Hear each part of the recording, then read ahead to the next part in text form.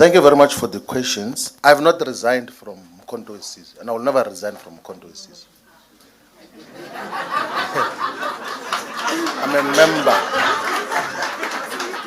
I'm a member of Mkhonto Wesizwe. So the constitution of Mkhonto Wesizwe says that members are not allowed to participate in activities and programs of political parties whose aims and objectives are opposed to the objectives of Mkhonto Wesizwe.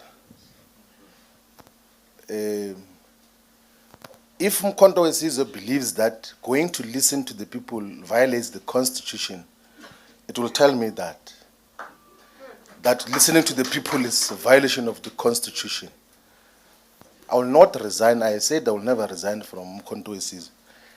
And I still stick by the decision and the communication that I made that it was the best decision ever to join Mkhonto Wesizwe. And I spoke about it earlier that how would we replace an opportunity to learn in 6 months what you couldn't learn in 10 years? Like a practical experience which you can never read in any textbook. Like and I knew from the beginning, from day one, that here we're about to start a journey of deep learning and understanding just what are the dynamics of South Africa's politics, not from a textbook point of view, or from social media point of view, because there are political leaders who are guided by social media and think trending on social media makes them relevant. Win all elections in social media, but on the ground they are nothing. So that is basically what we're dealing with. I don't regret leaving the FLOYD. It's the best decision I ever took in my political life, because we're legitimating rubbish there. And there was no way that you could dedicate your intellectual muscles and work. And in practice, we realized that this thing which we said we are standing for is not principle. Check the conduct of EFF in government and what gets to legitimate such. That was the best decision ever. And everyone that we spoke to, this like they were to criminalize Mbu, saying, hey, I will never trust a person who knew that the deputy president is leaving. And then they isolate Mbu saying on the basis that he knew that I'm leaving. It's not only Mbu saying it, those comrades knew, we discussed it, and we reached the same conclusion that we're not being fair to society if we say that this comrade can lead this country. All of us agreed with the people who are leading EFF now. That is basically, and that is the reality of the situation. The people who are leading EFF now, all of us were unanimous. And then the issue was, what do we do? If I wanted to destabilize this, someone is asking, were you sponsored to destabilize the EFF? If I wanted to destabilize the EFF, I could have started a faction inside and caused interactions and this. Well, then the decision was, like, let me not destabilize the EFF, let me leave. I never spoke about the EFF anyway. And also in respect of the responsibilities that I had, that if I was national organizer or secretary general and then speak about the EFF, it was going to be confused as if I'm speaking on those platforms on behalf of the organization. In terms of how we got to, we're not dividing black political parties in table. We are listening to people and they will tell us if there's a need for a political party. So if majority, and genuinely so, if majority of the people say that there's no need to form a political party, we will humbly listen to that and take advice from that point of view. We have constituted a structure which is going to be listening, and we have had meetings to talk about that, and none of those meetings were secret. We don't do anything secret. It's open.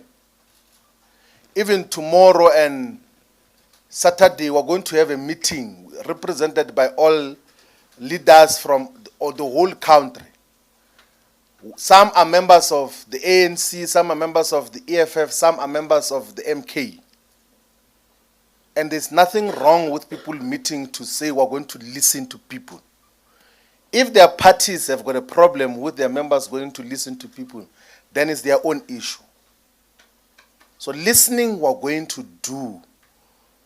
And if our organizations think that listening is a crime, it's wrong, then they will tell us that it's wrong in terms of those issues. Where am I going to get the money to travel? You know, Zianda, for my 6 months as Mkonto is a national organizer and secretary general, I've never used the money of Mkonto Isize to travel from any place to another place. Not once. Even when we travel out of the country. Because I be able to persuade people to contribute for travel. And I purposefully did that. Like I never got to be dependent on Mkonto Isize on anything. And I said that in the meeting, that I didn't come to suck blood of Mkonto Isize's resources. And that is, we will be able to move from point A to B. If we run out of petrol, we will check if we can be borrowed money to pour petrol. If there is no petrol, we'll hike. We'll stand on the street and say, this way we're going to Mthatha. And then go and speak to the people. That is what we're going to do. But moving from point A to B, we'll be able to move in terms of how the process is going to happen. So the leadership collective that is going to meet, which is not a secret, is going to determine the program of action, the length and the process of consultation, and then we will be able to deal with these issues. Now, comrades, this thing is simple. Don't do things that you don't believe in. And don't associate with projects that you don't believe in. Never ever sacrifice principle on the altar of political convenience. It doesn't matter what happens. It doesn't matter if that is going to break friendship and people that you have known the rest of your life, brotherhood and all of those things there. If principle is broken, you disassociate from it, and decisively so. But in doing so, sometimes you must be considerate of some of the personal circumstances of some of the people that you're dealing with. So that is basically it, that you must never associate with unprincipled positions. You must always stick to principles as to how you deal with politics. These things of, yeah, I'm just there because I'm there for salary purposes and for income. What do? Go to leaders of the ANC on the corners and say, but what is this thing that they're doing? They will tell you that that Ramaphosa is nonsense. That Ramaphosa is misleading us. But they won't tell him. Go to EFF people and they will tell you their own characterization of the leader of the organization and what is happening there. But they don't have the courage to tell him.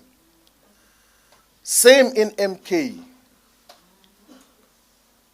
And we can't have political culture like that. We must be able to, when you raise issues internally sharply, you don't have to go and gossip about it anyway. Now all the issues and concerns that I heard about MK, I raised internally. Even against all odds, there is an opportunity to raise an issue about wrongdoing, I would speak and clearly speak against the untouchables there. People who take drugs and tweet at night and insult us. And we'll confront them and say, what is this about? And that is basically how we deal with these issues in terms of what happens. We'll never tiptoe around anyone in terms of principles. Always protect principle on how we deal with these issues. Thank you very much.